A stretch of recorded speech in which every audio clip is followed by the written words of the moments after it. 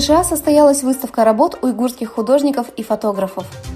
Некоторые из фотографий и картин маслом известного в Европе художника Марвейта Хафиза и американского фотографа Аблекима Амета, представленные на Международном симпозиуме по сохранению уйгурской культуры в Вашингтоне на прошлой неделе, вызвали интерес у участников и местного сообщества. Работы также были повторно выставлены в уйгурском центре в Фэрфаксе по договоренности Уйгурской ассоциации Америки недалеко от Вашингтона, округ Колумбия, 14 декабря.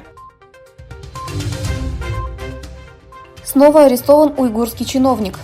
Согласно сообщению, опубликованному 18 декабря китайской газетой «Синьцзянь», стало известно, что министр юстиции Восточного Туркестана начал расследование в отношении заместителя секретаря партийного комитета Синьцзяня Энвера Сеита на основании серьезных нарушений дисциплинарных норм и закона. Наблюдатели утверждают, что Китай систематически совершал геноцид, заключая миллионы людей в лагеря перевоспитания и тюрьмы под различными предлогами для достижения своей цели полной китаизации Восточного Туркестана. В процессе расследования даже уйгурские официальные лица, связанные с китайским режимом, были под наблюдением по подозрению в лицемерии, взяточничестве и злоупотреблению служебным положением. На самом деле это была попытка избавиться от лиц уйгурского происхождения на важных постах. Почтили 27-ю годовщину со дня смерти Исы Юсуфа Альптекина. В воскресенье 18 декабря в Стамбуле состоялась поминальная церемония по случаю 27-й годовщины смерти покойного Исы Юсуфа Альптекина, одного из бывших руководителей Восточно-Туркестанского проекта.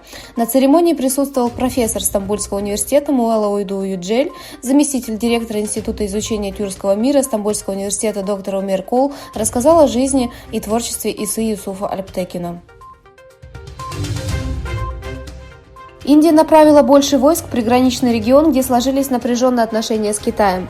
Министр иностранных дел Индии Субрахманьям Джайшанкар заявил, что переброшены дополнительные войска в спорный приграничный регион, осложненный напряженностью в отношениях с Китаем. Кроме того, Джайшанкар заявил, что не позволит Китаю в одностороннем порядке изменить статус-кво в приграничном районе.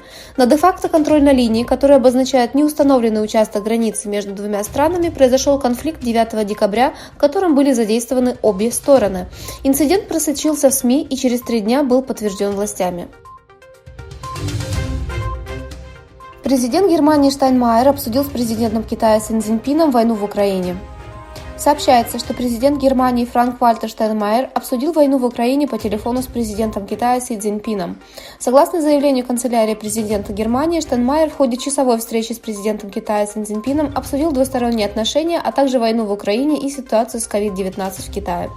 Подчеркнув, что Европа и Китай имеют общие интересы в прекращении войны, уважении суверенитета Украины и выводе российских войск из Украины, Штайнмайер попросил Китай повлиять на президента Путина в этом направлении, используя существующее влияние на Россию. Новое решение о ведении статистики по COVID-19 в Китае.